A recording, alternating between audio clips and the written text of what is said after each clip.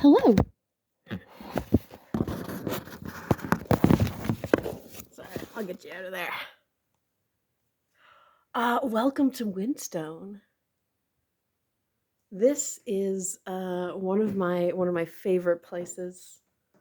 Um, this is, I think this room is we call this room the library, mostly.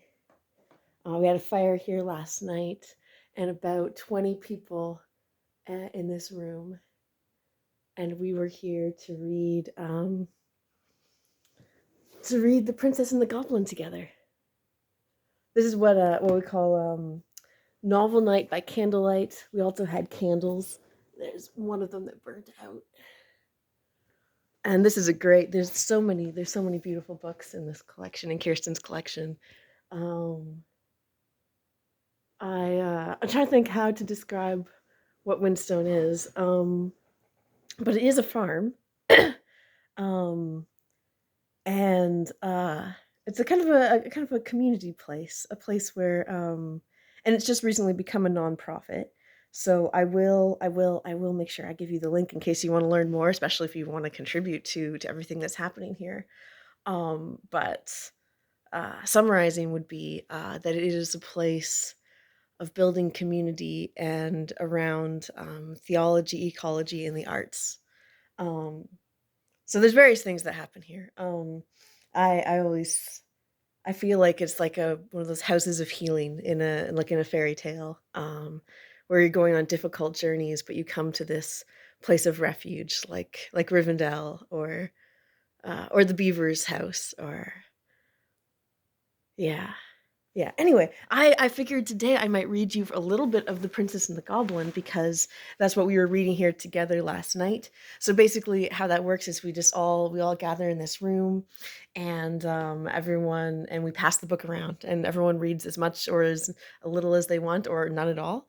Um, and uh, and sometimes it goes late into the night. I think it wasn't too late last night.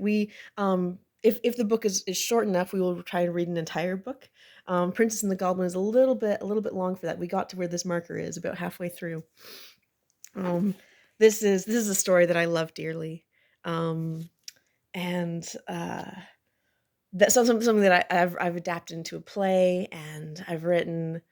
Yeah, kind of explored in different ways, and been reading and kind of rereading since childhood, and there's some other editions of it here too. I think you would enjoy seeing. I don't know exactly how old these editions are, but this is like a great one. This one I think has the Arthur Hughes illustrations. Oops, I want to be gentle with it. Um, yeah, let's see if I can find an illustration. Well, here's one here. Yeah. Here, actually, I will set you here. You can sit on the table. And I will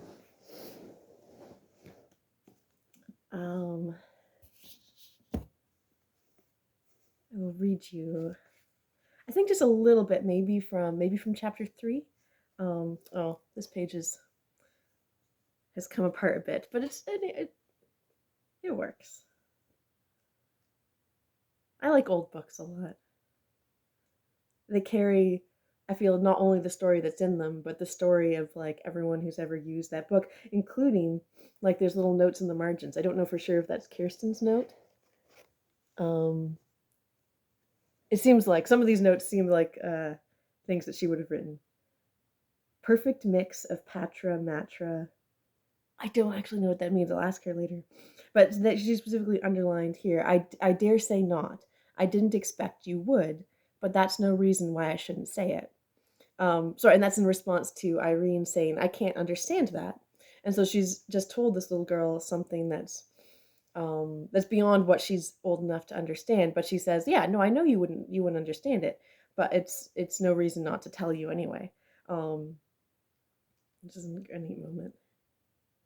Um, okay, yeah. So I thought I'd read you a little bit from chapter 3, which is called "The Princess and we shall see who. Which I appreciate that the chapter title isn't going to give us any spoilers for what happens next. Um, but I'm going to give you spoilers now if you haven't read the story. Pardon my coughing.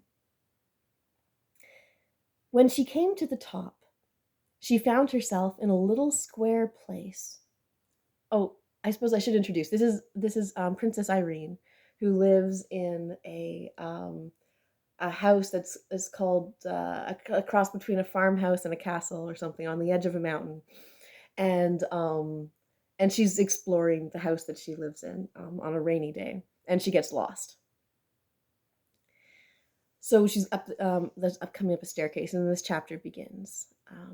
When she came to the top, she found herself in a little square place with 3 doors, 2 opposite each other, and one opposite the top of the stair.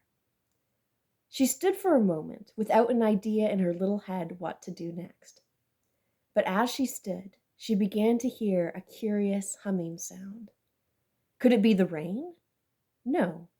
It was much more gentle and even monotonous than the sound of the rain, which now she scarcely heard. The low, sweet humming sound went on, sometimes stopping for a little while and then beginning again. It was more like the hum of a very happy bee that had found a rich well of honey in some globular flower than anything else I can think of at this moment. Where could it come from? Wait, where am I? She laid her ear first to one of the doors to hearken if it was there, then to another. When she laid her ear against the 3rd door, there could be no doubt where it came from. It must be from something in that room. What could it be? She was rather afraid, but her curiosity was stronger than her fear, and she opened the door very gently and peeped in. What do you think she saw? A very old lady who sat spinning. Perhaps you will wonder how the princess could tell that the old lady was an old lady, when I inform you that not only was she beautiful, but her skin was smooth and white. I will tell you more. Her hair was combed back from her forehead and face and hung loose far down and all over her back. That is not much like an old lady, is it? Ah, but it was white, almost as snow.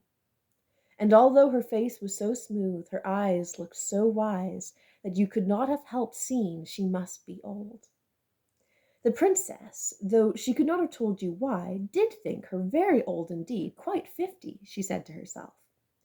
But she was rather older than that, as you shall hear. While the princess stared bewildered and with her head just inside the door, the old lady lifted hers and said in a sweet but old and rather shaky voice which mingled very pleasantly with the continued hum of her wheel, "Come in, my dear, come in. I am glad to see you." So that was just a little taste.